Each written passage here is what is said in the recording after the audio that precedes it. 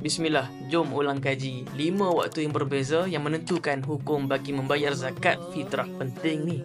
Yang pertama adalah harus. Harus ni adalah ketika saat bermulanya awal Ramadan sehinggalah akhir Ramadan. Yang kedua adalah wajib.